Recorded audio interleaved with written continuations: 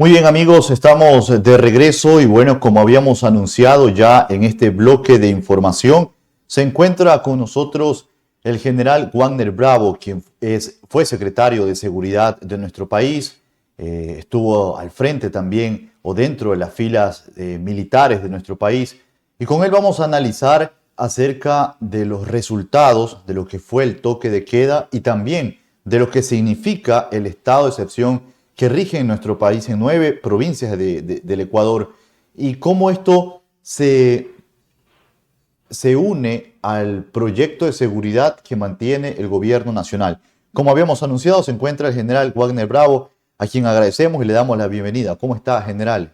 Gracias por acompañarnos. Y nos escuchan allá en nuestra querida A ver provincia de si de Santa. pronto me escucha, general. Sí, sí, le escucho, Jesús. Yo le escucho muy bien. Perfecto. General, vamos a comenzar analizando, estimados amigos, también vamos a comenzar analizando acerca de cuál es su perspectiva actual que usted puede definir de lo que significó el toque de queda en nuestro país, en vista de que fueron 15 días, pero fue un toque de queda anunciado, donde se le advertía a la gente de que no salga de casa porque iban a haber fuertes intervenciones y que íbamos a tener sorpresas. Sin embargo, para muchos analistas consideran que actualmente esas sorpresas de pronto no fueron muy grandes como se esperaba, pero sí hubo un número elevado de personas que fueron capturadas en general. Efectivamente, Jesús, lo que tenemos que entender los ecuatorianos es de que el gobierno nacional, a través de Fuerzas Armadas y Policía, tiene un plan nacional que lo han denominado el Plan Fénix.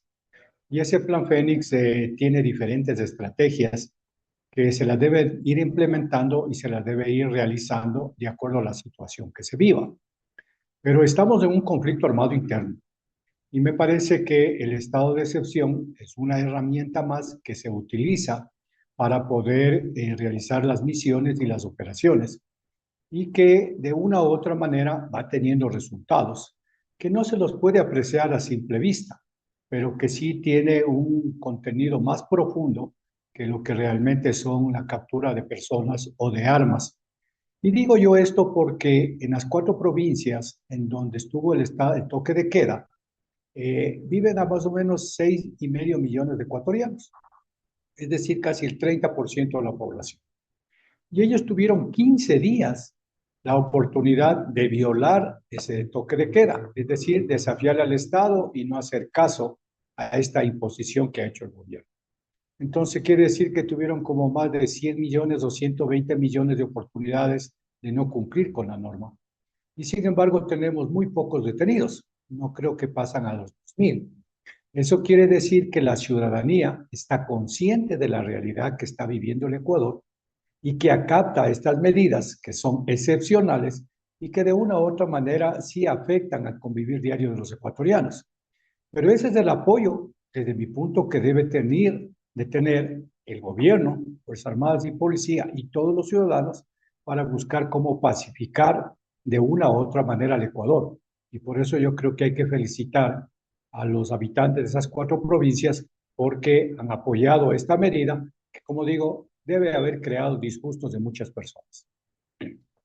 Bueno, y evidentemente lo que usted menciona es una realidad, en este caso general, pero más allá de las estadísticas de homicidios, ¿qué impacto cree que tuvo el toque de queda en la percepción de seguridad de la ciudadanía y en la economía, sobre todo, de esas provincias?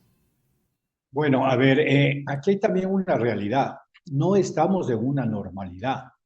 Estamos en una, con respeto a quienes me escuchan, en una anormalidad, porque la normalidad sería de que no tengamos asesinatos, no tengamos sicariatos, no tengamos vacunas y todos los hechos delictivos que están pasando en el país. Y por lo tanto, amerita que el Estado haga acciones excepcionales para poder volver a la normalidad. Y entonces, muchas personas pueden estar enojadas, pero por eso mismo se anunció con tiempo. ¿Por qué? ¿Qué es lo que más le preocupa y le molesta al ciudadano? Que de la noche a la mañana, pongo un ejemplo, va por una carretera, no hay un aviso un aviso y se bloquea. Uno ya planificó el viaje y se encuentra con que no hay paso. O sea, ahí uno se molesta. Volviendo al tema de seguridad, nos están diciendo con 15 días, señores, desde esta época hasta esta época, en estos lugares vamos a poner un toque de queda. Y por lo tanto, organícese. Yo digo al 99.9% de los ecuatorianos, que son personas de bien, organícese para que sus actividades profesionales, familiares, industriales, etcétera, no sean afectadas y se cambian los horarios de trabajo, los horarios de entrada, etcétera. Pero al mismo tiempo también les decimos a los delincuentes, organícese porque no les vamos a dejar mover. Ellos pueden hacer cuatro cosas o más, pero yo pongo cuatro. Una es se congelan, porque con todos los dineros mal habidos que han hecho en sus actos delictivos, podrían mantenerse 15 días sin hacer nada. La otra es que ellos pueden migrar con lo que algunos especialistas hablan del efecto globo a otra provincia. En la provincia contigua no está en toque de queda, vamos para allá y seguimos con nuestras fechorías. Pero al parecer, de las estadísticas, eso no ha sucedido. La otra es que ellos podrían decir, a ver, el Estado me está queriendo imponer aquí un toque de queda y yo soy dueño de este territorio, supuestamente los delincuentes, y van a enfrentarle a las fuerzas del orden. No ha habido ese caso, a pesar de que creo que en el Guayas hay unos 4 vehículos quemados, que es una especie de demostración, aquí estamos y aquí no nos van a sacar. Y la otra es que ellos son títeres de un gran negocio de los carteles de la droga o de las mafias de Europa, y que les deben haber dicho, el Estado me está poniendo estas restricciones, por lo tanto no les voy a entregar la droga que tenía que llevar para que, entre comillas, sea exportada, no voy a poder hacer minería ilegal, no voy a poder robar combustible. Entonces, efectivamente, yo creo que eso es un éxito y es una medida. Ahora, muchas personas están pensando, debería hacerse a otras provincias, pero también hay que leer el decreto. El decreto con el cual se declara el toque de queda y el estado de excepción, que como bien lo dices tú, Jesús, continúa vigente, dice que las muertes violentas en estas provincias estaban realizadas entre las 7 de la noche y las 5 de la mañana.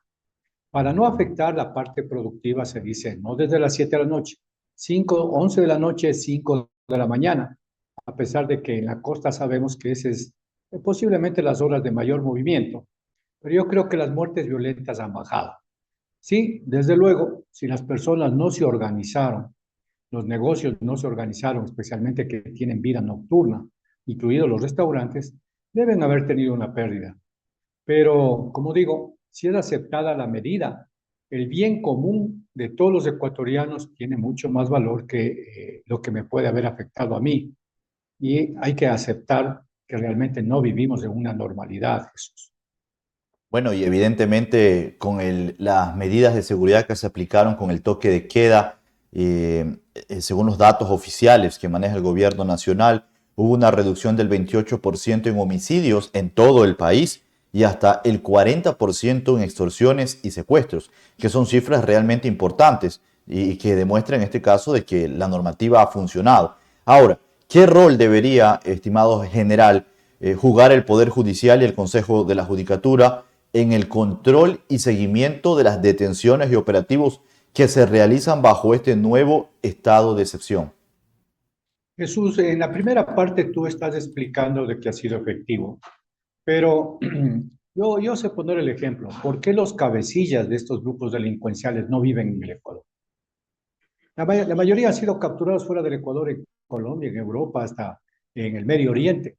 Eso quiere decir que no se sienten seguros en el Ecuador por las acciones que está haciendo Fuerzas Armadas y Policía. No siempre van a estar a sus anchas en cualquier lugar. Y tampoco recordemos la muerte del señor Mencho en México. A la captura de estos cabecillas, en el Ecuador ha habido un caos y ha habido, como pasó en México cuando murió el señor Mencho, ¿cierto? Entonces eso ya nos da una muestra de que realmente el Estado está actuando con fuerza. En segundo lugar, tenemos las capturas de droga. No sé exactamente cuántas toneladas van ya, pero eso les debe afectar. Eso les debe afectar. Y no solamente a los delincuentes criollos que yo les llamo, les debe afectar a las grandes carteles y a las mafias de Europa. Decir, bueno, en el Ecuador sí nos están capturando dinero, nos están capturando droga y por lo tanto eso no lo pueden monetizar ellos en el microtráfico en los países de destino. Les debe afectar y por lo tanto ellos deben estar haciendo un análisis. Bueno, si el Ecuador está en guerra, busquemos otros lugares. Las capturas de la destrucción de las maquinarias de la minería ilegal afectan. Cada máquina debe estar en unos más de $50,000. La, la captura del combustible. Todo eso sigue sumando para ir debilitando la estructura. Lo que sí hay que tener claro es que esto no va a suceder de la noche a la mañana, pero va sumando de a poco y por lo tanto es posible que las estructuras hayan sido debilitadas o en su defecto estén en un compás de espera para ver el gran negocio del narcotráfico que es internacional, qué nuevas directrices o nuevas estrategias hacen para anteponerse a las acciones que está haciendo el Estado. O por último, les pueden haber dicho, oiga, hay mucha presión del Estado, pongo otra hipótesis, bajen el nivel de muertes para que también las fuerzas del Estado se tranquilicen, piensen que están ganando la guerra y después volvemos con mucha mayor fuerza. Entonces, pueden haber algunas hipótesis. Lo importante de esto es que no tenemos que cejar. Ya se ha puesto, yo recuerdo desde la época del presidente Lazo, que no se va a negociar con las mafias y que se va a aplicar toda la fuerza de la ley. Esa es la política que está, desde mi punto de vista, con respeto, continuando el presidente Noboa. Por eso hay la declaración de un conflicto armado interno, pero no porque hay voces disonantes y personas, como digo, que pueden ser afectadas por los estados de excepción o por los toques de queda, tenemos que dejar de hacer la presión. Cuando en términos militares uno quiere obtener la victoria, tiene que hacer presión constante hasta conseguir el objetivo. Por lo tanto, creo yo que se debe seguir con la presión. Pero no solamente el estado de excepción es la solución, ni el toque de queda. Es una estrategia más de 30, 40 que deben estar empleando las Fuerzas Armadas. El mismo CAMEX es una estrategia, el control de armas y explosivos. La explosión en las bocaminas es otra estrategia. El control de las agencias de tránsito en algunos cantones es otra estrategia. El apoyo internacional es muy importante, tampoco es la solución, pero también es otra estrategia. Es decir, de a poco, creo yo que se va organizando y tomando en cuenta lo que se llama el concepto de seguridad integral. Y hablando de las fuerzas del Ejecutivo, ahora hablemos del poder legislativo y del poder judicial, que debería estar no viviendo una normalidad. Lo que pasa en el Ecuador, Jesús, es que la Constitución y las leyes fueron para un Ecuador que no tenía la violencia que estamos viviendo ahora.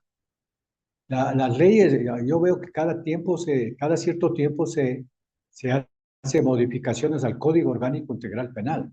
Eso tenemos que hacer no solamente en las leyes, sino en los procedimientos, en los procesos y en todas las instituciones. No estamos viviendo en la normalidad, incluido en un transporte público. Si antes no había asaltos en los buses, tanto urbanos cuanto interprovinciales, uno podía viajar. Pero estando viviendo en una anormalidad de violencia, entonces tenemos que controlar más las personas que se suben al transporte público, las personas tienen que cuidarse de mucha más manera. Es decir, el sistema judicial debería entrar en una fase de guerra. Estamos en terapia intensiva. No es que le capturo a una persona y mañana le digo regrese para juzgarle. Estamos hablando de personas que son violentas y por lo tanto el sistema judicial debería incorporarse con ese concepto de seguridad integral para decir, a ver, ¿cómo apoyo yo? Pero ahora, no estar esperando que la normalidad sobreviva. Estamos en una anormalidad, en excepción. Lo mismo la legislatura, lo mismo los medios de comunicación, los mismos los sistemas de producción, lo mismo el sistema de salud, el sistema de educación. No existe una normalidad en el Ecuador. Y ahí es cuando cada una de estas instituciones debe tener un plan de cómo apoyar a la seguridad para evitar la violencia que nos está pasando. Porque si solo le dejamos a Fuerzas Armadas y Policía y pensamos que con el ejercicio de esa fuerza vamos a lograr la normalidad, estamos engañándonos. Aquí tenemos, yo sé poner el ejemplo de 1995, todo el país, los 11,5 millones de habitantes que éramos en la época, estuvimos atrás de lograr la victoria en el CENEPA para lograr una paz. Aquí debemos estar todos haciendo nuestro trabajo, por más pequeño que sea. Desde que yo soy un ciudadano y utilizo bien las redes sociales y no paso noticias falsas que alarman a la ciudadanía o le hace el juego a los puentes, que le veo a una persona que en mi barrio de pronto tiene plata, me debe llamar la atención, o que yo conozco que es un microtraficante que lo tengo que denunciar, o que tenemos que formar una cultura de seguridad. Ese es el concepto de seguridad integral que todavía nos falta establecerlo, Jesús, pero que tiene que hacer desde el presidente de la República con una política de Estado, que nos diga a todos los ecuatorianos a dónde vamos a llegar. Y el ejemplo ahí es lo que ha hecho el presidente Trump. En enero de este año, él presentó la Estrategia de Seguridad de los Estados Unidos. Y es un documento público y todo el mundo, incluidos los estadounidenses, lo conocen. Y ahí dice la coalición de países para luchar contra el narcotráfico. Ahí dice el escudo de las Américas para evitar la influencia de Asia. Ahí dice que va a eliminar posiblemente el terrorismo nuclear, lo que está pasando en Irán. Entonces, nosotros necesitamos esa política de Estado para que vamos, ahí podemos decantar cómo podemos nosotros ayudar a este concepto de seguridad integral, Jesús. Y una de las cosas que también, general, veo que no se ha implementado de pronto y que va a funcionar, porque usted pone un gran ejemplo, las últimas veces que Ecuador estuvo en este ambiente de guerra, algo que nos mantuvo unidos fue el patriotismo. Y si no hay esa campaña de patriotismo, que a lo mejor yo he visto que en Colombia funcionó en su momento cuando estaban en esa guerra constante en la época de Pablo Escobar, y empezaron desde el sector social a ayudar a los jóvenes que estaban involucrados en este ámbito delictivo, desde mensajes de patriotismo, de querer a su patria, y de esta forma fueron avanzando de a poco para ir cambiando esa realidad. Pero si no hay un mensaje de patriotismo en nuestro país, algo que en su momento, hace muchos años atrás, en gobiernos anteriores, se eliminó en la malla curricular, la cívica, donde se enseñaba a respetar los símbolos patrios, a tener valores, a saber saludar y respetar a los adultos mayores, a las autoridades, etcétera. Se crea una sociedad que no tiene límites y de pronto es la consecuencia de lo que estamos viendo actualmente. Entonces, desde el lado de la educación, el gobierno también debe implementar esas medidas para cambiar a esta sociedad del futuro general. Así es, Jesús. Con esta entrevista, yo te felicito. Yo no soy dueño de la verdad, solamente doy mi opinión. Pero tú estás haciendo con las palabras y con tus reflexiones una cultura de seguridad, una cultura de paz. Y eso es ahondando. No sé cuál es la audiencia que tenemos con tu radio, pero si escuchan 200.000 personas y lo multiplican por 200.000 familias, estamos hablando de 1 millón de ecuatorianos, por poner un ejemplo. Entonces, sí, por eso es el concepto de seguridad integral. Hay que recordar, Jesús, que en julio del 2023, lo que yo concluyo es que la corrupción es la que no permite que nuestras instituciones sean fortalecidas. Nosotros tenemos una débil institucionalidad, porque si tuviéramos una institucionalidad fuerte en el SNAI, no habría las masacres carcelarias. Si hubiera una institucional fuerte en la Agencia de Regulación y Control Minero, no habría minería ilegal. Y así podemos poner una serie de ejemplos. Y ahí se determinaba y se declaró, fuera de las 3 amenazas que tenemos a la seguridad, el narcotráfico, la minería ilegal y los actos terroristas, se declaró también por el Consejo de Seguridad Pública del Estado, el máximo organismo de asesoramiento al presidente en cuanto a seguridad, a la corrupción, y se le declaró como una lucha prioritaria y frontal contra la corrupción. ¿Por qué?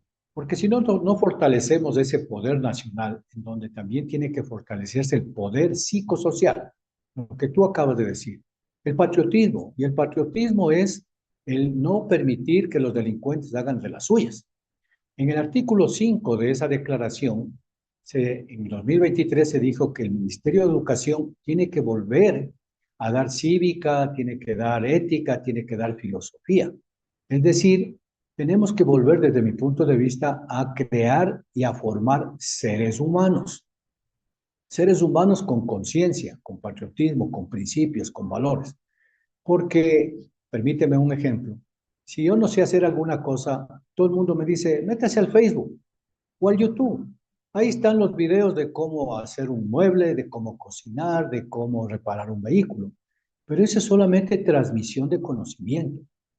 Yo necesito que los ecuatorianos, digo yo, perdón la palabra, necesitamos que los ecuatorianos sean seres humanos, que tengan solidaridad, que vuelva a haber ese tejido social.